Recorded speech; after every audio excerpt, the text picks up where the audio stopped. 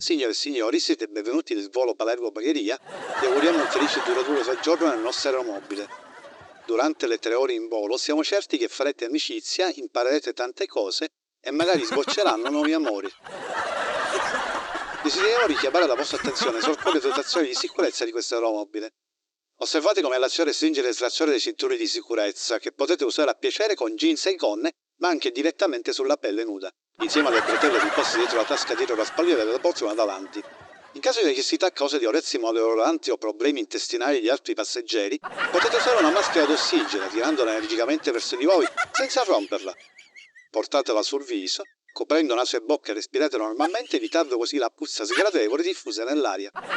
Questo aereo dispone di 47 uscite d'emergenza, 25 poste nella parte anteriore della cabina, 30 finestrini all'aria e 22 porte nella parte posteriore. Localizzate quelle più vicine a voi: un sentiero luminoso colorato sul pavimento, una luce strobo, dei laser intermittenti, fumo sintetico e una palla di discoteca faciliteranno forse la loro individuazione. Il gilet salvagente elegante da serate di gala si trova nella tasca sotto la vostra poltrona. In caso di necessità, indossatelo come vi sta mostrando l'assistente di volo.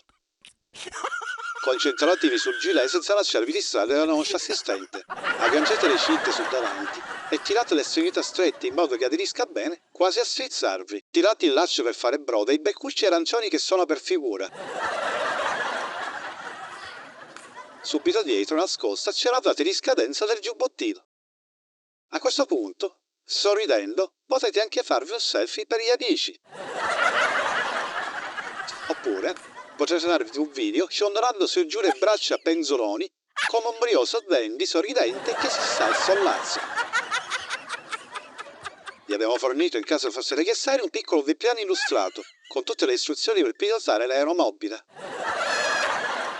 Ora l'assistente di volo passerà tra i passeggeri per vedere se tutti hanno tra le mani il rosario fornito dalla compagnia per poter pregare subito dopo il decollo e poco prima dell'atterraggio.